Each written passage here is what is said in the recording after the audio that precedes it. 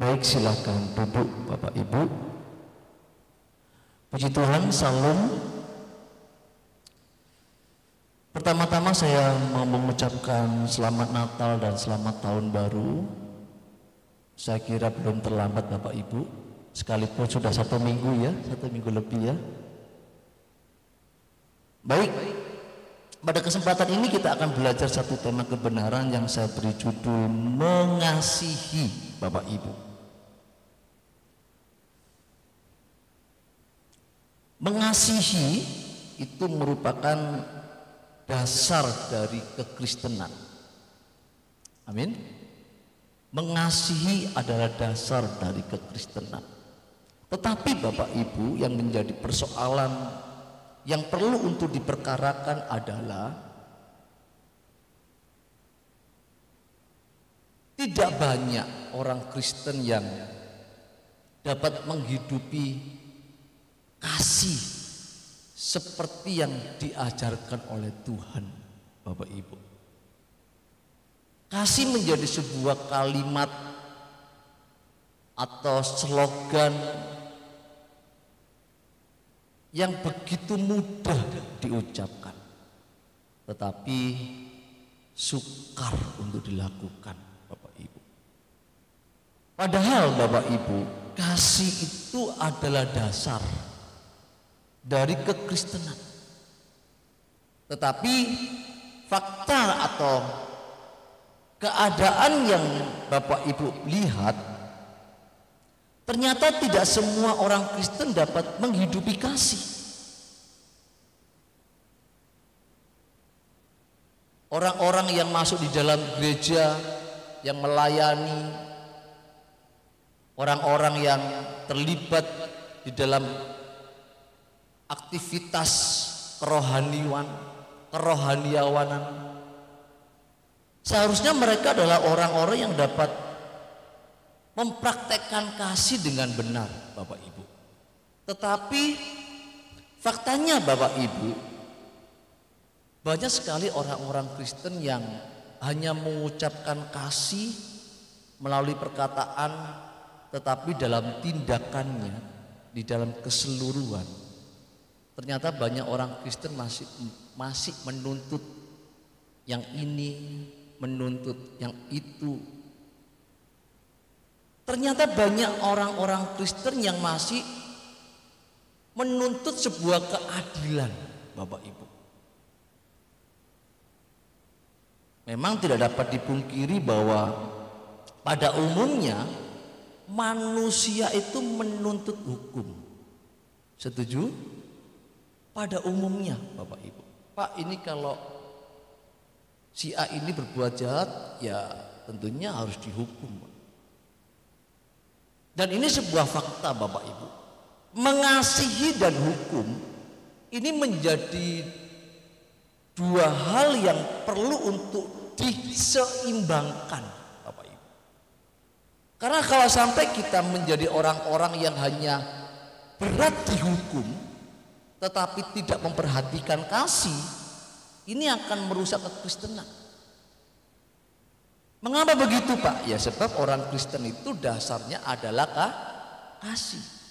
Tetapi yang membuat saya menjadi sedikit prihatin adalah ternyata banyak orang-orang Kristen yang di dalam gereja yang sudah mengenakan kekristenan sekian lama, ternyata adalah orang-orang yang masih menuntut hukum dan keadilan di dalam diri orang-orang percaya, Bapak.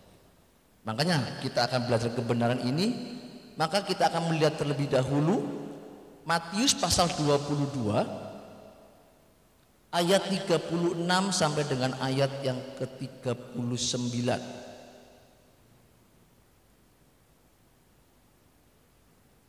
Sampai ayat yang ke-40 Bapak Ibu, sampai ayat yang ke-40. Oke, sudah dapat? Guru, hukum manakah yang terutama dalam hukum Taurat? Jawab Yesus kepadanya, kasihilah Tuhan Allahmu dengan segenap hatimu dan dengan segenap jiwamu dan dengan segenap akal budimu. Itulah hukum yang terutama dan yang pertama. Dan hukum yang kedua yang sama dengan itu ialah kasihilah sesamamu manusia seperti dirimu sendiri. Dan pada kedua hukum inilah tergantung seluruh hukum Taurat dan kitab-kitab para nabi. Bapak Ibu yang saya kasih, ini adalah pertanyaan dari ahli hukum. Ini adalah pertanyaan dari ahli Taurat yang ingin mempersalahkan Yesus, yang ingin menyeret Yesus ke dalam perdebatan mengenai yang terutama dari hukum Taurat. Bapak Ibu,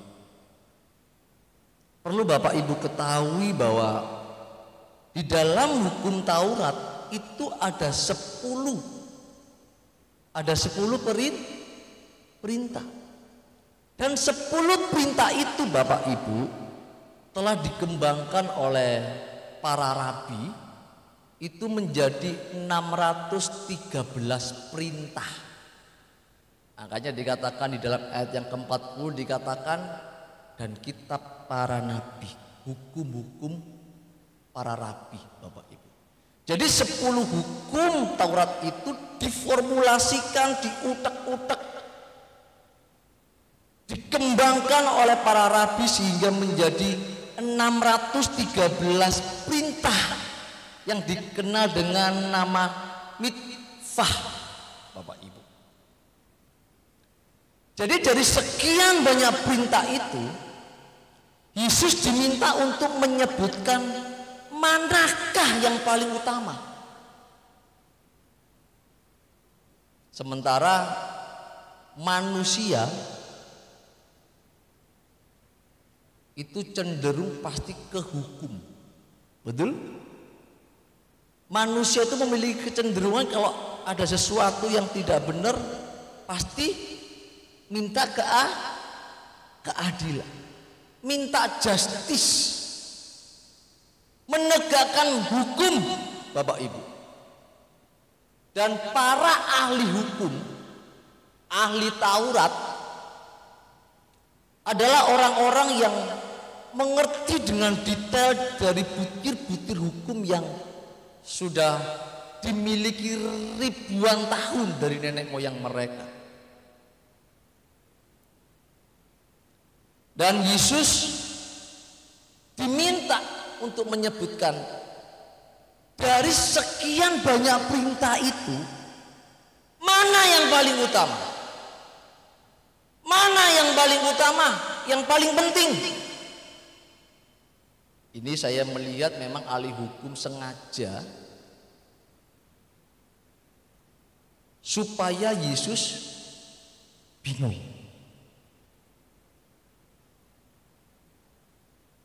Ini para ahli sengaja supaya dapat mempersalahkan Yesus.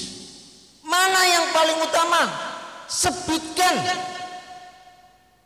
Bapak Ibu tahu kan bahwa dari 10 hukum itu ada satu kata yang selalu diulang-ulang dari 10 hukum Taurat. Apa Bapak Ibu? Kata jangan. Hukum pertama apa Bapak Ibu? Jangan ada padamu. Hukum yang kedua, jangan membuat bagimu. Hukum yang ketiga, jangan sujud menyembah. Hukum yang keempat apa? Hormati, kuduskan hari Sabat. Yang kelima, hormati ayah dan ibumu. Hukum yang keenam kembali apa? Jangan lagi. Dan Yesus diminta oleh ahli Taurat untuk menyebutkan dari kata jangan itu, mana sih yang paling utama Yesus? Mana sebutkan?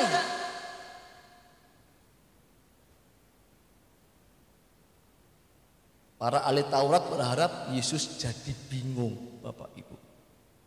Tetapi satu hal yang membuat saya melihat Yesus menjawab dengan jawaban yang luar biasa. Yesus menjawab bukan dengan kata jangan, tetapi Yesus mengatakan kasihilah Tuhan Allahmu dengan segenap dan dengan segenap dan dengan segenap. Itu hukum yang pertama dan yang terutama, Bapak Ibu. Dan hukum yang kedua yang sama. Coba. Yesus mencoba untuk menggarisbawahi sebuah kalimat. Hukum yang sama dengan hukum yang terutama adalah kasihilah sesamamu manusia seperti dirimu sendiri. Ini para ahli Taurat dan orang Farisi yang mencoba untuk menjebak Yesus kaget tentunya, Bapak Ibu. Loh, kok beda ya? Padahal hukumnya sama. Yesus kok menyebut kasihilah Tuhan Allahmu, kasihilah sesamamu. Kok Yesus tidak menyebutkan jangan ya? Padahal hukumnya sama. Yang membuat berbeda itu bukan hukumnya, Bapak Ibu, tetapi yang membuat beda adalah bagaimana cara memandang hukum itu. Orang-orang Kristen ini kan dasarnya kasih, pengajarannya kasih, tetapi aplikasi hidupnya hukum. Kalau ada jemaat yang tidak dapat memenuhi apa yang diharapkan oleh gereja, maka jemaat itu tidak akan diperhatikan seistimewa seperti orang yang memberikan dirinya mengabdi melayani. Seorang donatur gereja dengan jemaat yang bukan donatur itu akan lebih diakui dan lebih istimewa dibandingkan dengan jemaat yang tidak mampu. Ini bagian dari hukum, Bapak Ibu. Padahal kekristenan itu bicara kasih, tetapi aplikasinya hukum. Ini yang terjadi, yang dialami oleh Yesus dengan ahli Taurat ketika dia memiliki hukum yang sama tetapi memiliki cara pandang yang berbeda, Bapak Ibu. Selama ini, Bapak Ibu, orang Farisi dan ahli hukum memandang Taurat. Jadi orang Farisi atau orang Yahudi itu punya 3 hukum yang dikembangkan dari hukum Taurat. Itu ada Dekalog, ada Huhim, ada Misipatim, Bapak Ibu. Ada undang-undang ibadah, ada 10 perintah Allah, ada hukum-hukum yang mengatur tentang kemasyarakatan. Itu diuraikan menjadi 613 undang-undang, Bapak Ibu. Coba bayangkan. Dan orang Farisi dan para ahli Taurat, dia memandang Allah karena hukum yang diberikan oleh Musa, sehingga orang Farisi ahli Taurat memandang Allah karena hukum yang diberikan itu, sehingga mereka memandang Allah yang disembahnya itu sebagai hukum. Berurusan dengan Tuhan itu berbicara tentang hukum, berurusan dengan hukum. Kalau berbicara tentang Allah itu berbicara tentang hukum, keadilan. Taat diberkati, tidak taat dihukum. Itu konsep keagamaan Yahudi, Bapak Ibu. Dan inilah, Bapak Ibu, konsep inilah yang diadop, yang dicontoh oleh sebagian besar orang beragama, Bapak Ibu. Mereka memahami, orang-orang beragama memahami bahwa hubungan dengan Tuhan itu tentang hukum. Hubungan dengan Tuhan itu tentang keadilan, Bapak Ibu. Tetapi Yesus telah mengajarkan dan telah memperkenalkan kepada kita Allah yang benar. Allah yang benar itu bukan hanya tentang hukum. Allah yang berkuasa, yang adil. Allah yang menciptakan alam semesta ini bukanlah Allah yang selalu berbicara tentang hukum, tetapi Yesus telah memperkenalkan bahwa Allah yang benar itu adalah Allah yang kasih, Bapak Ibu. Allah yang mengasihi, dan kasih Allah itu besar. Dan besarnya kasih Allah itu, Bapak Ibu, tak dapat terucapkan.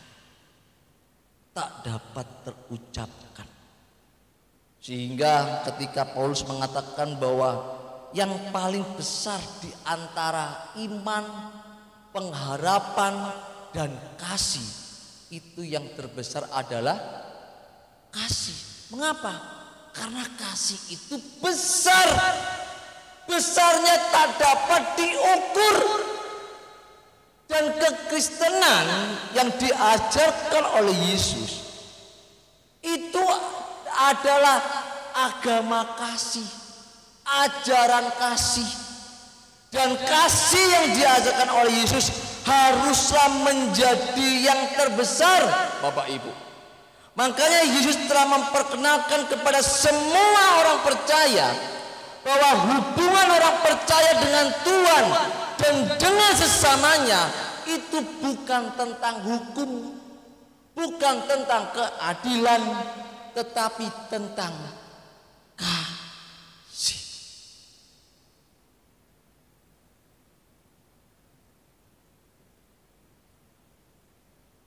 Inilah yang membedakan antara kekristenan dengan agama pada umumnya. Kalau agama-agama pada umumnya, Bapak Ibu bisa belajar bahwa pada umumnya agama itu diatur oleh hukum. Makanya agama itu disebut agama hukum. Agama yang ada di bumi ini itu diatur dengan hukum-hukum, diatur dengan syariat-syariat. Ketemu Tuhan pun diatur jamnya, puasa diatur cara berpuasanya, berdoa pun diatur cara ibadahnya, baik bukan hanya kalimat mantranya. Makanya kalau doa pagi itu mantranya harus ini ya, kalimatnya harus ini ya. Kalau sebelum masuk di ruang ibadahnya, mantranya ini ya, diatur dengan syariat-syariat. Kalau kamu mengucapkan kalimat ini harus begini ya gerakannya ya. Itu semua diadopsi dari agama Yahudi, agama yang diatur dengan hukum. Makanya agama itu berurusan dengan Tuhan itu berurusan dengan hukum, Berbeda dengan kekristenan. Yesus mengajarkan bahwa hubungan orang percaya dengan Tuhan sang pemilik langit dan bumi ini bukan tentang hukum, tetapi tentang kasih, Bapak Ibu. Kasih. Kasih ini mudah diucapkan, tapi juga sangat mudah dilupakan.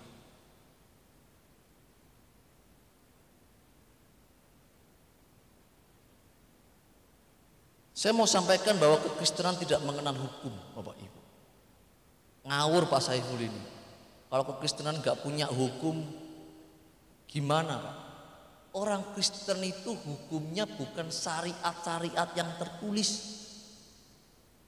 Hukumnya orang Kristen itu adalah Allah sendiri. Kalau Tuhan tidak berkehendak, ya jangan dilakukan. Gimana caranya Pak? Makanya kekristenan itu bicara hubungan. Kalau seseorang tidak memiliki hubungan dengan Tuhan dari detik-detik hidupnya, maka dia tidak akan memiliki kepekaan untuk mengenal Tuhan. Kalau seorang tidak dekat dengan Tuhan, tidak pernah membangun hubungan dengan Tuhan, jangan berharap dapat mengerti kehendak Tuhan. Makanya mengasihi itu di dalam agama itu menolong orang miskin, menolong orang susah. Itu dilakukan oleh semua orang beragama Bapak Ibu. Dan kekristenan sendiri pun mengajarkan lebih daripada itu. Sampai Paulus mengatakan, apa gunanya seseorang harus memberikan seluruh hartanya, bahkan nyawanya pun diberikan untuk dibakar. Apa gunanya semuanya itu kalau tidak memiliki kasih? Loh Pak, bukankah kalau orang ngasih semua hartanya, bahkan tubuhnya untuk dibakar, berarti kan kasihnya sudah di atas rata-rata. Benar apa betul Bapak Ibu? Benar dan betul. Tapi Bapak Ibu, Alkitab saya mengatakan dalam 1 Korintus, kalau semuanya itu diperbuat oleh seseorang, namun tidak memiliki kasih, maka semuanya itu tidak ada faedahnya. Mengapa Pak? Mengapa begitu Pak? Karena segala sesuatu yang dilakukan tanpa komandonya Tuhan, segala sesuatu yang diperbuat tanpa Tuhan setuju, berarti perbuatan tersebut tidak memiliki kasih, tidak mengandung kasih Bapak Ibu. Makanya Bapak Ibu, orang Kristen nggak punya hukum. Hukumnya siapa? Allah sendiri. Saya pernah menyampaikan tentang tujuan orang Kristen ke gereja. Ke gereja bagus, baik ke gereja.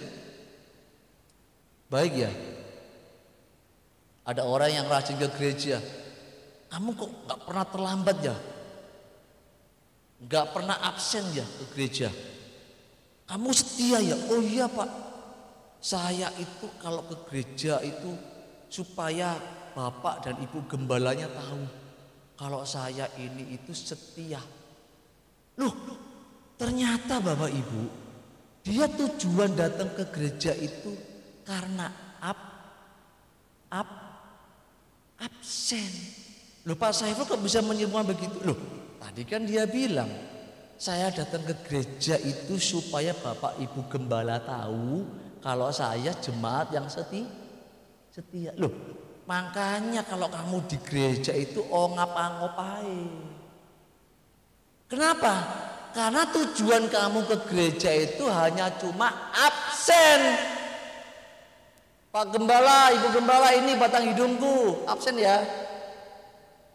Sehingga Bapak dan Ibu Gembala mengkategorikan jemaat yang tidak datang itu disebut sebagai jemaat yang setia. Kenapa? Karena nggak ke gereja. Ke gereja terus Bapak Ibu.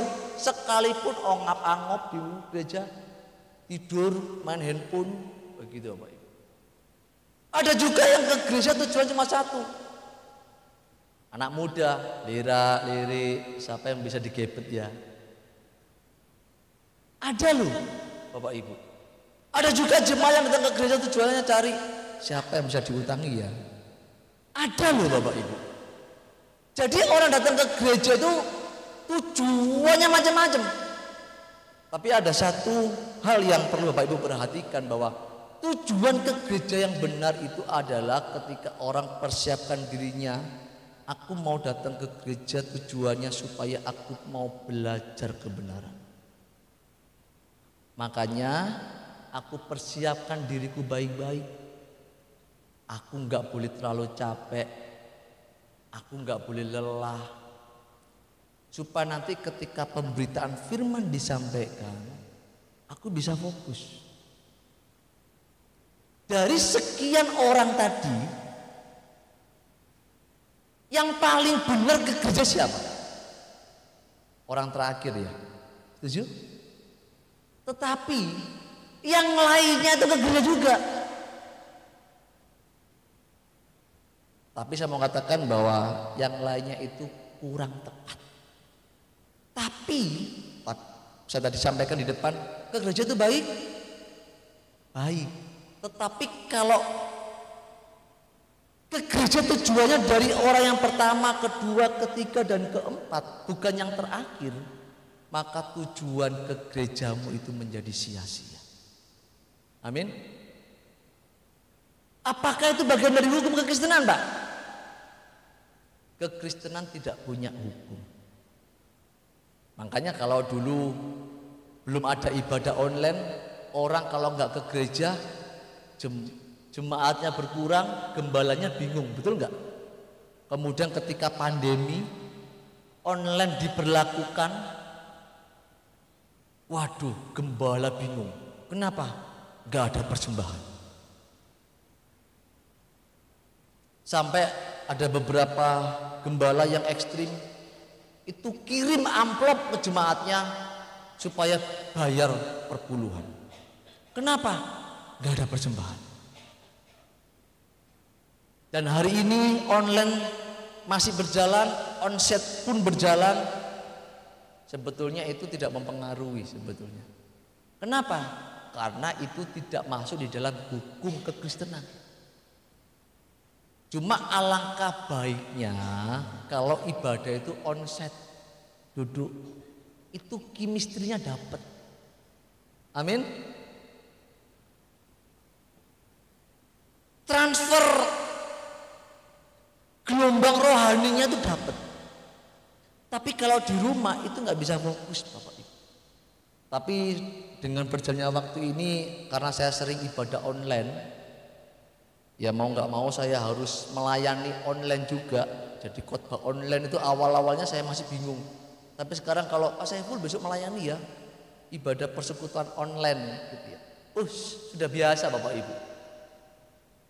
Kalau dulu saya bingung sama istri, aduh deg semua ya. Bapak Ibu mungkin lihat di YouTube saya itu, khotbah saya online pertama itu kan berantakan dia. Tapi sekarang dengan berjalannya waktu sudah beradaptasi Bapak Ibu. Pak, apakah itu melanggar hukum keagamaan dalam kekristenan? Oh enggak. Loh, buktinya kemarin itu di Bogor itu dimarah-marah sama warga loh. Natalan orang Kristen itu di gereja, bukan di rumah. Apakah itu bagian dari hukumnya orang Kristen? Tidak juga. Karena orang Kristen itu tidak memiliki hukum. Hukumnya orang Kristen itu Allah sendiri, Bapak Ibu. Makanya segala sesuatu, baik kamu makan, baik kamu minum, dan melakukan segala sesuatu, lakukanlah semuanya itu untuk Tuhan. Amin. Tetapi yang menjadi persoalan hari ini adalah Bapak Ibu, banyak sekali orang-orang Kristen yang terjebak dalam situasi hukum ini. Kalau ibadah itu lagu pertama harus melo, penyembahan Pak. Kalau langsung lagu praise Pak, gak cocok Pak. Saya punya teman ditegur sama seorang gembala karena pada waktu Dia pimpin pujian, karena mic-nya lagi error, dia ambil mic pembicara. Karena dia seorang worship panggilan, pada waktu dia pimpin mic-nya error, nggak sengaja dia ambil mic pembicara. Habis itu gembalanya marah-marah. Itu mic dikuduskan untuk pembicara. Berarti yang WL nggak kudus, Bapak Ibu. Coba. Dan akhirnya teman saya dimarahi dan tidak dikasih pelayanan di gereja itu, Bapak Ibu. Kenapa? Karena gereja itu membuat sebuah hukum kalau pembicara itu mic-nya kudus, Pak. Mungkin harus dikhususkan, dikasih bunga apa ya, 10 warna, 12 warna begitu ya. Sehingga dikhususkan untuk pembicara. Dan banyak hal Bapak Ibu, butir-butir hukum yang mengikat orang-orang Kristen. Sehingga kasih yang seharusnya menjadi dasar dari kekristenan itu hanya diucapkan tanpa dilakukan. Saya melihat begitu banyak sekali orang-orang Kristen yang terikat dan terjebak dalam situasi ini, Bapak Ibu. Sehingga tanpa kita sadari, kita menjadi orang-orang Kristen yang selalu menuntut hukum dan keadilan dalam kehidupan kita, Bapak Ibu. Kita menuntut pasangan kita harus sempurna. Kita menuntut anak-anak kita harus sempurna. Harus begini, harus begitu.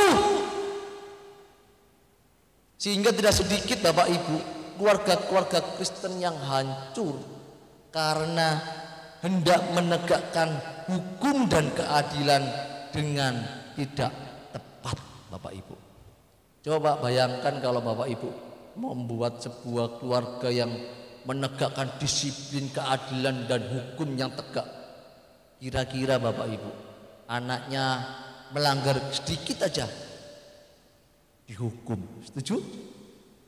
Pasangannya nggak benar, karena di keluarga ini menegakkan hukum dan keadilan.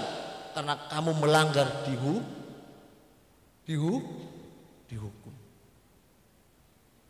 Dikit-dikit hukum. Padahal saya ini sama anak-anak saya itu sudah ratusan kali bicara tentang hukum dan keadilan. Kok anak saya juga masih melanggar kok. Masih melanggar. Ternyata benar apa yang dikatakan Alkitab. Yang terbesar itu kasih. Dari sekian banyak pelanggaran yang dilakukan oleh anak-anak saya, kasih menutupi pelanggaran itu, Bapak Ibu. Maka saya mengatakan kepada Bapak Ibu, kasih harus menjadi yang terbesar dalam hidup kita. Jangan jadikan kesalahan pasangan kita itu menjadi yang terbesar dalam hidup kita. Amin. Seringkali kan kesalahan pasangan kita itu kan sampai hafal ya. Istriku, suamiku itu pasti kelemahannya di sini nih, sampai hafal dia. Dan kesalahannya itu menjadi yang terbesar dalam hidupku. Gak bisa diampuni, Pak. Gak bisa dibenerin, Pak. Itu sudah wataknya, Pak. Sehingga kesalahan pasangannya itu menjadi terbesar dalam hidupnya. Sampai meninggal pun dibawa loh kekurangan pasangannya. Pagi ini saya mengatakan, jangan jadikan kesalahan kekurangan pasanganmu itu menjadi terbesar dalam hidup kita. Amin. Jangan jadikan kesalahan anak-anakmu menjadi yang terbesar dalam hidup kita. Jangan jadikan kesalahan orang lain, ketidaksempurnaan tetanggamu, ketidakbaikan orang-orang di sekitarmu, jangan jadikan itu yang terbesar dalam hidupmu. Tetapi jadikanlah kasih itu yang menjadi yang terbesar dari semuanya. Amin. Coba bayangkan kalau Bapak Ibu menjadi orang Kristen yang menegakkan hukum dan tidak tolah-toleh, menegakkan hukum dengan ekstrim. Itu kalau Bapak Ibu bertindak begitu, Bapak Ibu harus bisa membayangkan, andai kata Tuhan itu menegakkan hukumnya tanpa ampun, maka Bapak Ibu Saudara semua termasuk saya tidak akan diberi kesempatan. Kita semua langsung terbuang. Kenapa Pak? Ya kita nggak memenuhi kriteria hukum dan keadilan Allah. Saya ini baca Alkitab, belajar setiap hari. Toh pikiran saya ini loh susah dikendalikan. Saya ini sampai mikir, Tuhan kalau masalah lain itu oke lah. Tiba-tiba itu ternyata seret. Pengen sugih Pak. Saya ini ngomong pengen apa? Pengen memberikan hidupku untuk Tuhan. Tapi otak ini kadang-kadang loh, gaya hidup lama itu kok masih pengen kaya ya Tuhan. Tuhan biar aku mengenakan pikiran Kristus, pikiran Kristus, pikiran Kristus. Ini otak saya ini Bapak Ibu. Sekalipun baca Alkitab berdoa, itu pikirannya ini masih liar. Kadang-kadang bayangkan, oh iya ya makan di sana enak ya. Aduh kalau jalan-jalan bisa ngajak anak jalan-jalan, bisa bahagia. Aduh itu masih terlintas loh kadang-kadang. Kadang-kadang masih ingat kesalahan anak, kesalahan istri. Kadang-kadang aduh masih terlintas loh. Padahal saya berbicara di depan umum. Saya berbicara di tengah-tengah pertemuan ibadah. Ini otak saya masih liar. Dan kalau menurut hukum Allah yang ngomong ini nggak layak Bapak Ibu. Amin.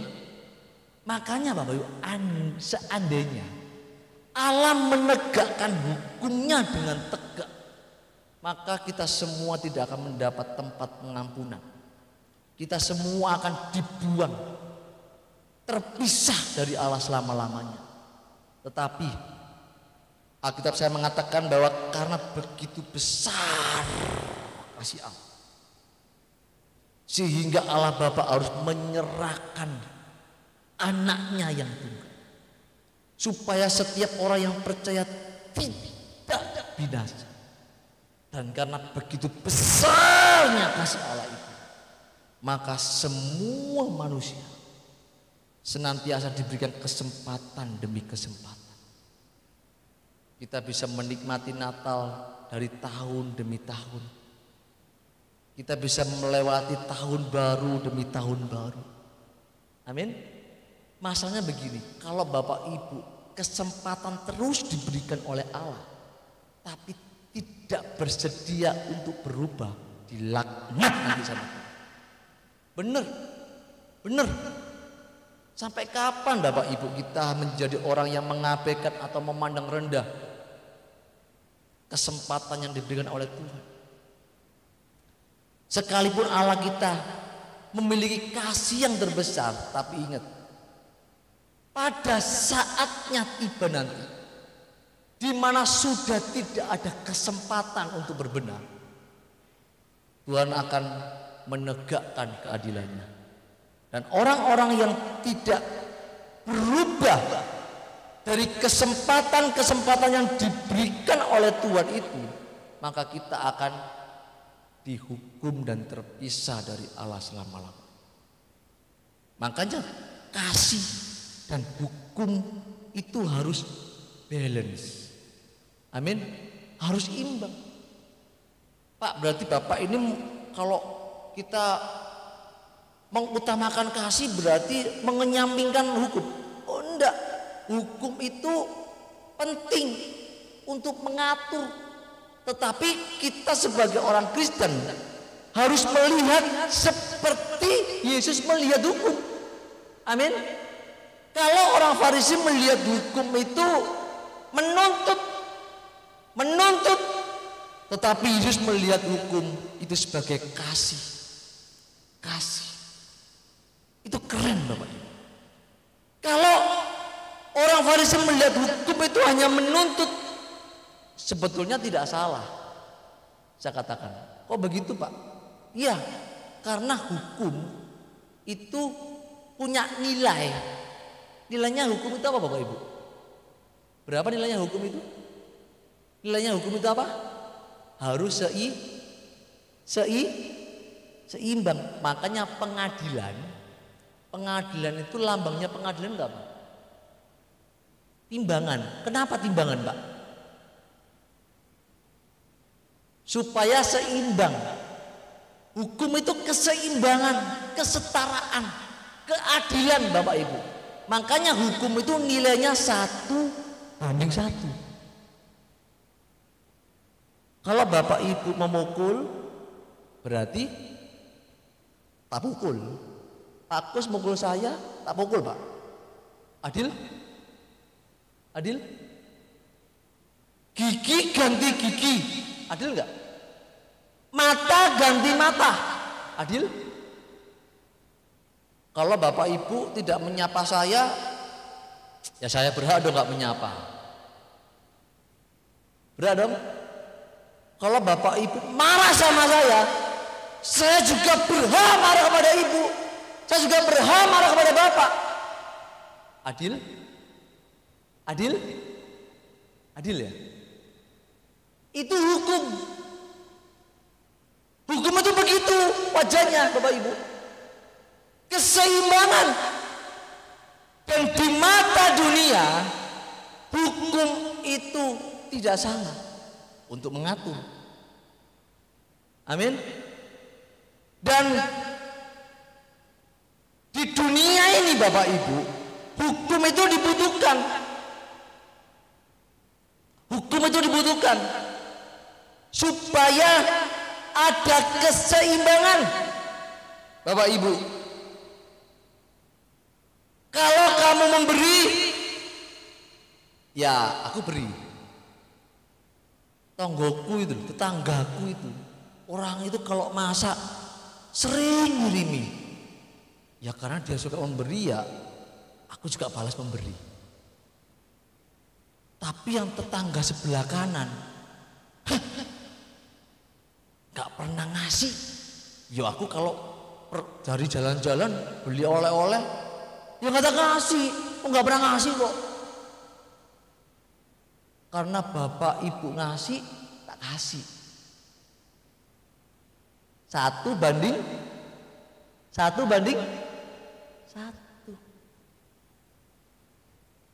Kalau kamu baik, sama saya, ya saya baik sama kamu dong. Kan kita salaman dulu, sama-sama baik. Kalau kamu jahat,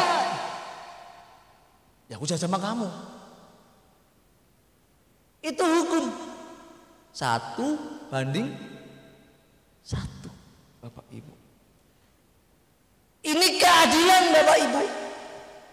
Dan tidak salah dengan hukum ini.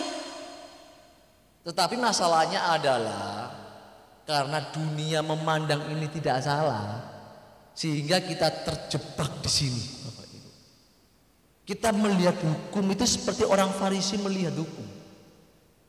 Kita melihat hukum itu seperti ahli Taurat, ahli hukum yang melihat hukum. Kita tidak pernah melihat hukum seperti Yesus memandang hukum. Ini yang celaka, Bapak Ibu. Padahal Yesus mengatakan bahwa dari kedua hukum ini tergantung seluruh hukum, termasuk hukum seluruh para nabi.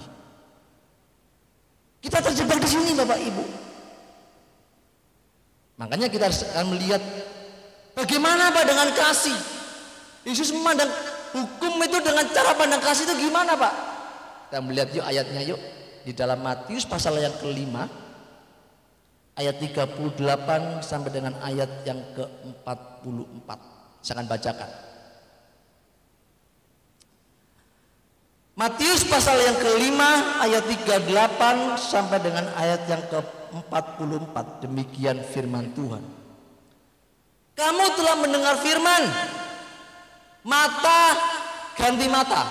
Adil? Adil? Setuju? Gigi ganti gigi. Setuju? Setuju ya?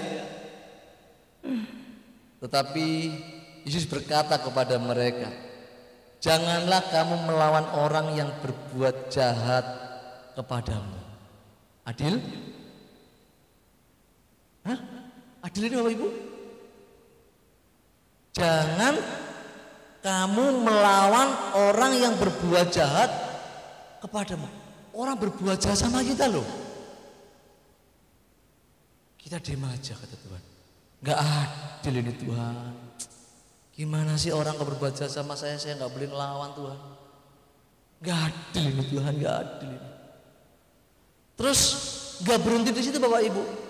Tuhan bilang lagi begini, melainkan siapapun yang menampar pipi kananmu, berilah juga kepadanya pipi kirimu. Oh, gimana sih Tuhan ini? Saya ulang lagi ya, sama lagi ya. Siapapun yang menampar pipi kananmu, berilah juga kepadanya pipi kirimu. Loh, sebentar. Ini adil Bapak Ibu? Ditampar pipi kanan. Tuhan nyuruh gini, kasih pipi yang kiri. Loh Tuhan, gak adil ini. Ini gak adil Tuhan. Gak adil ini. Tapi Tuhan gak berhenti di sini loh. Dia bilang lagi, dan kepada orang yang hendak mengadukan engkau karena mengingini bajumu. Orang aku sudah diwadul-wadul diminta bajuku. Terus bilang begini, serahkan juga jubahmu. Loh, ya apa sih Tuhan ini? Aku diwadul dihasut, diminta bajuku, jubahku juga harus dikasih Tuhan.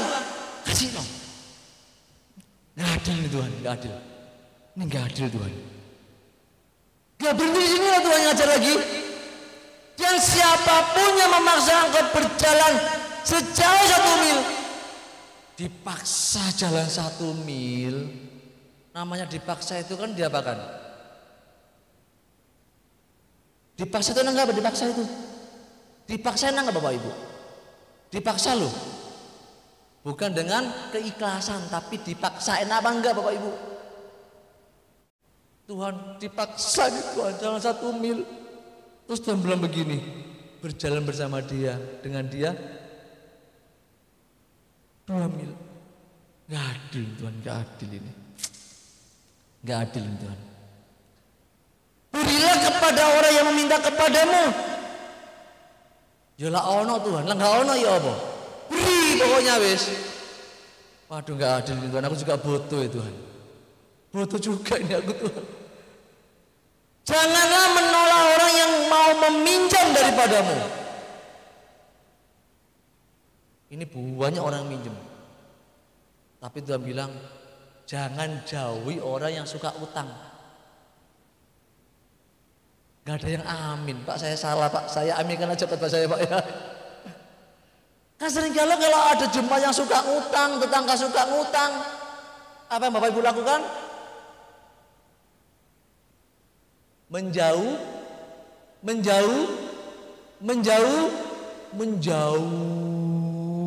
Pak. Kenapa?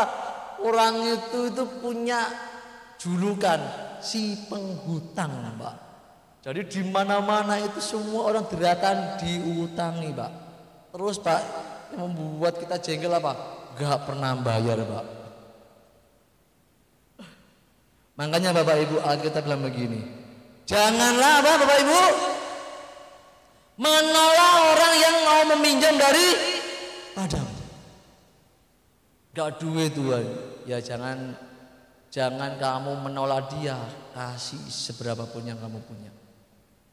Dan jangan harap kembali. Kamu telah mendengar firman. Gak berhenti di ayat itu, di kalimat itu Bapak Ibu. Kasihilah sesamamu manusia dan bencilah musuhmu. Setuju nggak ke Tuhan? Setuju nih. Kamu telah mendengar firman. Mendengar firman ini loh. Kasihilah sesamamu manusia dan bencilah musuhmu.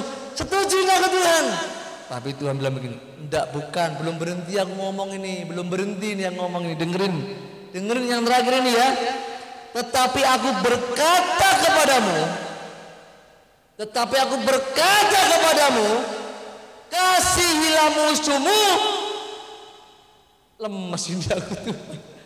Kasihilah musuhmu dan berdoalah bagi mereka yang menganiaya kamu.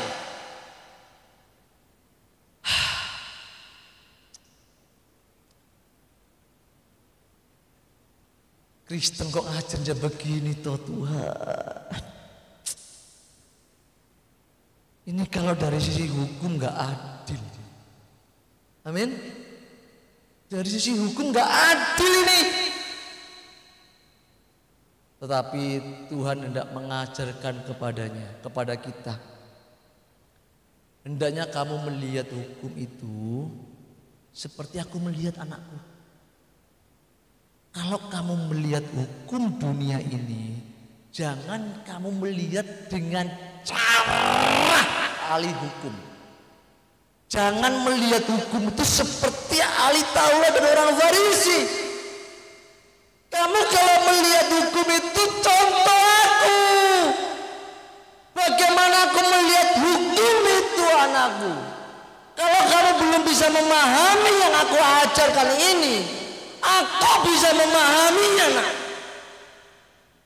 Dan semua orang percaya diharapkan dapat memahami apa yang diajarkan oleh Tuhan Yesus ini Bapak Ibu.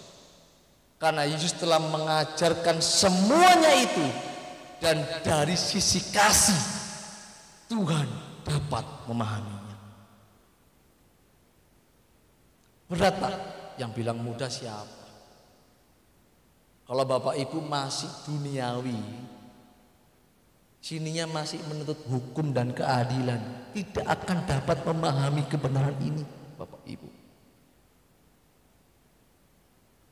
Kalau Bapak Ibu duduk manis di bawah kaki Tuhan, belajar untuk mengerti hati Tuhan. Tuhan mengajarkan berkali-kali kepada anak-anaknya, janganlah kamu menghakimi, janganlah kamu menghakimi, janganlah kamu menuntut keadilan, jangan kamu melihat kejahatan orang, ampunilah sesamamu manusia, jangan menuntut hal-hal yang baik saja dari orang lain, belajar untuk mengalah. Diajarkan berulang-ulang kepada orang-orang yang mengiring Tuhan.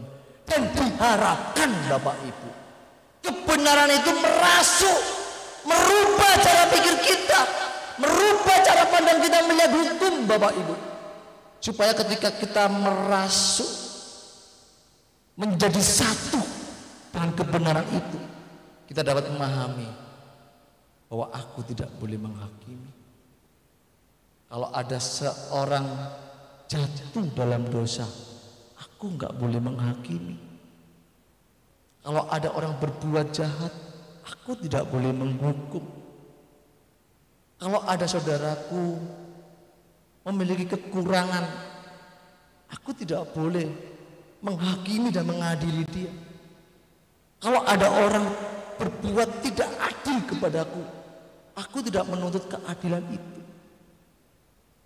Karena kekristenan yang aku kenakan itu bukan bicara hukum, bukan bicara menuntut keadilan demi keadilan, tetapi kekristenan yang aku kenakan itu bukan bicara tentang hukum dan keadilan, tetapi berbicara tentang kasih yang terbesar yang diajarkan oleh Tuhan kepadaku. Dan ini kebenaran yang mahal yang harus diperagakan dalam kehidupan kita sebagai orang percaya. Dan tidak boleh berhenti. Berhentinya nanti itu kalau kita sudah menutup mata Bapak Ibu. Kalau Bapak Ibu masih ingin membalas kejahatan dengan kejahatan, itu artinya Bapak Ibu masih mencari hukum. Amin. Kalau Bapak Ibu masih menuntut orang harus dihukum, berarti Bapak Ibu masih menuntut apa Bapak Ibu? Keadilan. Padahal kasih tadi itu telah mengatakan kepada kita, kalau kamu dikasih pipi kanan, kasihlah pipi kirimu. Itu nilainya bukan 1:1, itu 0,2 Bapak Ibu. Makanya kasih itu bukan kesetaraan. Kasih itu pengorbanan. Amin. Kalau hukum nilainya berapa nilainya? 1:1. Kalau kasih Pak bisa 0:1, bisa -1/1, bisa 2-0. Bisa memahami Bapak Ibu? Bisa memahami? Makanya Yesus mengajarkan di hukum yang kedua, kasih kepada sesama. Itu Tuhan tidak menunjukkan itu hukum 1:1. Mengasihi sesama manusia 1:1. Tetapi Tuhan mengajarkan begini, 0:1 seperti dirimu sendiri. Kalau orang sudah bisa memahami dirinya Bapak Ibu, mengasihi diri sendiri. Bapak Ibu di sini ada yang tidak mengasihi diri sendiri? Ada? Enggak Pak, saya mengasihi diri saya sendiri Pak. Buktinya apa? Saya kalau lapar Pak, langsung pergi ke dapur. Tanpa disuruh. Kenapa? Saya mengasihi diri saya. Setuju? Ada orang yang lapar ditahan-tahan, sudahlah aku nggak mau makan, tak siksa diriku. Aku nggak mau makan. Sampai kapan? Aku mau tak siksa diriku, aku nggak mau makan. Nggak mungkin. Orang itu kalau lapar karena dia mengasihi dirinya, apa yang dicari? Makan. Nanti pulang makan ya. Tuhan telah memastikan bahwa kamu mengasihi sesamamu itu ukurannya seperti kamu mengasihi dirimu. Itu kalau dunia mengasihi sesamanya itu begitu. Baik balas baik. Oke? Jahat balas jahat.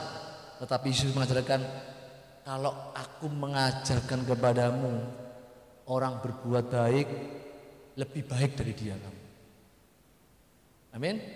Kalau ada yang berbuat jahat, berbuat baiklah kepada dia. Kalau ada orang yang gak suka kamu, tetap kamu harus suka sama dia. Loh, Tuhan, cinta bertepuk sebelah tangan dong.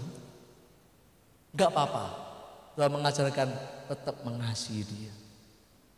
Seperti aku mengasihi kamu, seperti kamu mengasihi dirimu. Jadi kalau kita mengasihi orang lain, seperti kita mengasihi diri kita, Bapak Ibu. Makanya bicara tentang hukum, itu bicara tentang keseimbangan. Tetapi bicara tentang kasih, itu bicara tentang pengorbanan, Bapak Ibu. Karena kalau keseimbangan kan 1:1, ya seimbang, adil. Tapi kalau kasih itu berkorban loh. Seharusnya punya kesempatan balas, punya kesempatan ini. Kalau masalah balas bisa sebetulnya. Membuat dia lebih menderita pun bisa. Tapi Tuhan bilang begini, itu bukan cara yang kuajarkan. Terus gimana Tuhan? Ampuni, doakan, kirimi parcel. Oh itu jengkel ya Bapak Ibu, jengkel ya. Saya beberapa tahun yang lalu ya Pak Kus ya, zaman kita melayani, saya ngajak tim ya, ingat ya Pak Kus ya. Saya ngajak tim, itu saya dirusak pelayanan saya. Itu dengan orang-orang deket-deket saya loh. Sampai heboh dunia persilatan Pak ya. Sampai heboh dunia persilatan. Tapi saya punya kegigihan, karena saya tidak melakukannya, maka saya berdiri teguh. Dan hari ini orang-orang yang merusak pelayanan saya, hari ini pun gak ada batangnya. Gak ada sudah, hilang semuanya. Dan ya begitu-gitu aja Bapak Ibu. Pak Saiful mengasihi, masih mengasihi. Kalau lagi butuh aja Pak telepon, Pak Saiful lagi butuh ini ke rumah. Hehehe, Pak Saiful lagi butuh Bapak Ibu. Tapi lagi gak butuh, menghilang dia. Lagi butuh juga telepon, Pak Saiful butuh. Itu orang yang menyakiti saya loh, yang merusak pelayanan saya bersama dengan istri. Tapi saya sama istri masih mengasihi orang-orang yang menyakiti saya. Sakit Pak, dulu pasti sakit saya. Sekarang sudah enggak lagi. Kenapa? Karena saya harus memperagakan kasih yang diajarkan Yesus kepada saya. Nah, kamu itu mengasihi aku belum sampai mencucurkan darah. Belum sampai. Ya, makanya saya mau menghidupi kebenaran ini Bapak Ibu. Dan hukum Bapak Ibu, sebetulnya hukum yang diajarkan oleh dunia itu enggak sulit sebetulnya. Itu Bapak Ibu sebagai orang Kristen seharusnya ini dan wajib seharusnya sudah lulus di hukum. Bapak Ibu kalau menjadi orang Kristen di hukum dunia aja belum lulus, dah celaka wis. Enggak ada obatnya Pak. Enggak ada obatnya. Kalau masih jadi orang Kristen masih suka mencuri, masih suka enggak jujur, di hukum pertama hukum duniawi aja sudah nggak lulus, rusak Pak, Bapak Ibu, rusak bener. Makanya kita bisa bilang begini, jika hidup keagamaanmu tidak lebih benar dari ahli Taurat dan orang-orang Farisi, kamu tidak layak masuk kerajaan surga. Itu ayat lama yang tak simpen, yang tak pikirin. Kok perbandingannya dengan ahli Taurat sama orang Farisi ya? Ternyata Bapak Ibu, orang Yahudi itu punya budaya. Saya belajar budaya Yahudi. Ternyata orang Yahudi itu punya budaya, itu harus lulus di hukum dunia. Makanya Bapak Ibu kalau membaca dalam Matius 19, anak muda yang kaya itu ketika datang kepada Yesus, guru, hukum manakah yang harus aku lakukan supaya aku memperoleh hidup yang kekal? Dia bilang apa? Lakukanlah semua hukum Taurat. Si anak muda ini dengan petanteng-petenteng bilang begini, hukum yang mana guru? Kasih orang tuamu, sudah. Jangan membunuh, sudah. Jangan mencuri, sudah. Semua hukum itu sudah aku lakukan dengan sempurna guru. Apakah Tuhan Yesus membantah? Enggak. Tuhan bilang benar, kamu telah melakukan semuanya. Itu artinya melakukan hukum itu gampang. Dan semua orang Yahudi yang belajar dalam pengajaran rabi-rabi itu dituntut untuk sempurna. Paulus dia bilang, dalam melakukan kebenaran dan hukum Taurat aku tidak bercacat dan tidak bercela. Ternyata Bapak Ibu, orang Farisi ahli Taurat itu lulus di hukum ini.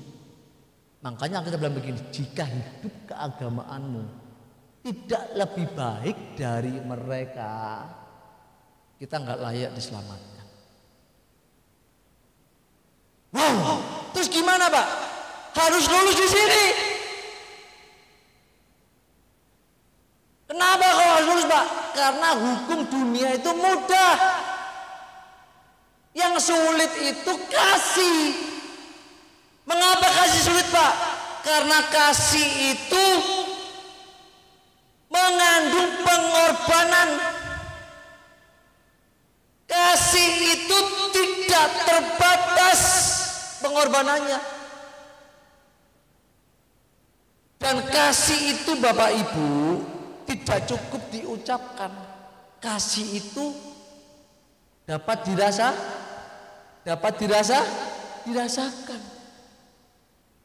Anak muda itu kalau lagi deket-deket sama lawan jenis, si lawan jenisnya lagi deketnya masih terasa, pasti suka sama saya ini. Kok kamu tahu? Ya, cinta itu bisa dirasakan. Ya kan? Bisa dirasakan. Makanya kasih itu tidak dapat disembunyikan. Amin. Dan kasih itu punya kadarnya itu berbeda-beda Bapak Ibu. Dan kasih itu pasti punya muatan berkorban. Ada orang bilang aku mengasihi kamu, Kamu mau berkorban apa buat aku? Gak perlu berkorban, yang penting aku mengasihi kamu. Bel, kamu sayang sama aku. Kasih itu buktinya mana? Kamu mau berkorban apa buat aku?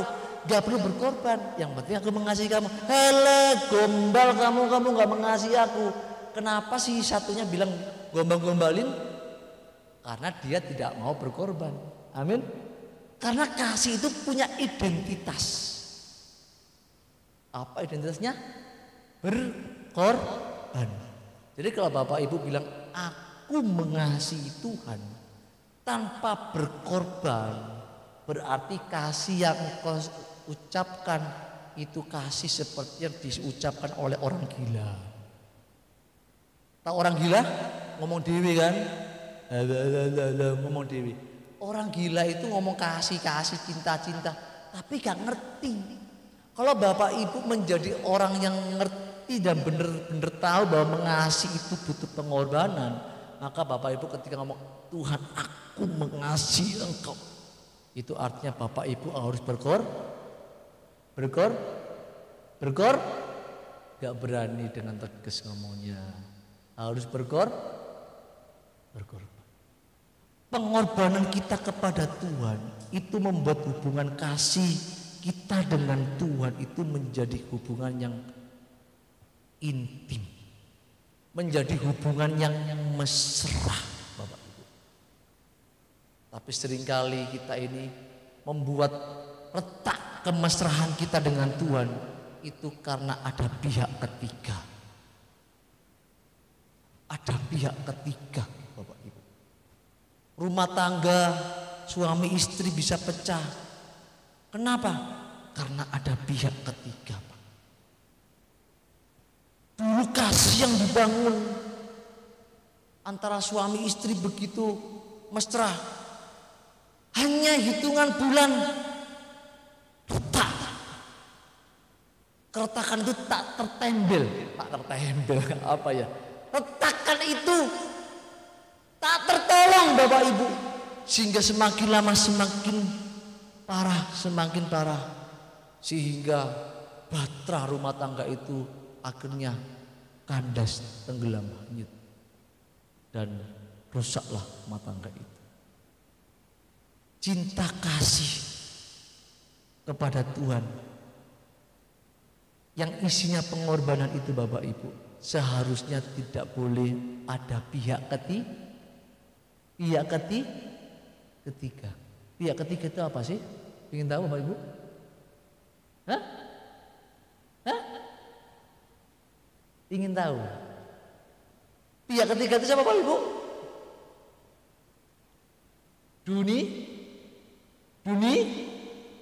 Dunia.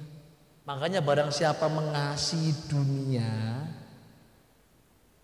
yang membangun percintaan dengan dunia, itu adalah orang-orang yang berselingkuh dengan Tuhan.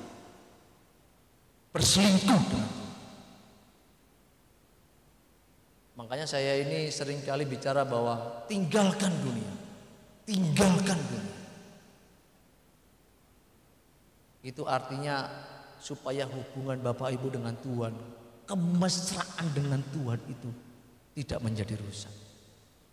Dan yang paling membahayakan dan yang paling sulit untuk dilakukan itu membangun kemesraan dengan Tuhan sampai di kekekalan. Dan seringkali sulitnya membangun kemesraan dengan Tuhan sampai di kekekalan itu karena begitu banyak orang Kristen yang masih membangun percintaan dengan dunia, berselingkuh dengan Tuhan, melayani jalan cinta dunia pun tetap jalan.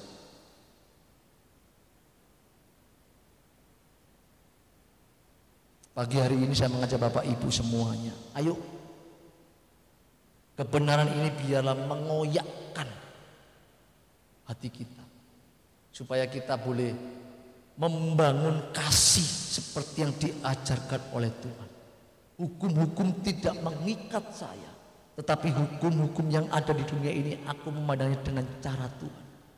Dan dengan kasih itu aku akan mengasihi Tuhan sampai aku menutup mata. Amin Bapak Ibu. Amin ya. Jadi hari ini, pagi ini, tahun 2023 ini kita sudah berhenti untuk menghakimi. Berhenti menghakimi. Oke? Berhenti melihat kesalahan orang. Karena kita juga belum sempurna. Saat ingat dengan perempuan yang habis berzina, orang-orang itu kan dengan gemesnya sambil pegang batu. Tuhan, menurut hukum Taurat, yang berzina harus dilempar dengan batu. Yesus melihat orang banyak, dia cuma jongkok sambil menulis di tanah. Dia bilang begini, barang siapa di antara kalian yang tidak pernah berbuat dosa, silakan lempar perempuan itu, lempar dia. Yang tidak pernah berbuat dosa, maju pertama kali, lempar dia dengan dosa. Lempar dia dengan batu. Tapi satu persatu orang banyak itu meninggalkan perempuan itu. Kenapa? Karena mereka menyadari bahwa dirinya juga orang berdosa. Kalau Bapak, Ibu dan saya menyadari bahwa kita belum sempurna, please deh, jangan menghakimi sesama. Amin. Jadikan kasih yang diajarkan oleh Tuhan itu menjadi yang terbesar dalam kekristenan kita, supaya pelayanan kita di tahun 2023 ini kita boleh menjadi jemaat yang bergandeng tangan, saling menopang, saling menguatkan. Tidak ada cibiran, nggak usah ngomong-ngomongin lagi, berhenti, stop, dibangun, yang lemah ditolong, yang punya lebih membantu. Amin. Siap Bapak Ibu? Saya berharap tahun 2023 ini kalau bisa ini Pak dipenuhi, Tuhan datang ketemu di surga Pak. Siap Bapak Ibu ya? Siap ya? Pak nggak mudah Pak, makanya bergandeng bersama-sama, berjalan bersama-sama, berjuang bersama-sama untuk mencapai satu tujuan, sempurna seperti Bapa dan serupa dengan Yesus. Amin. Tuhan berkati. Mari kita berdoa Bapak Ibu. Kami mengucap syukur buat kebenaran-Mu pada pagi hari ini.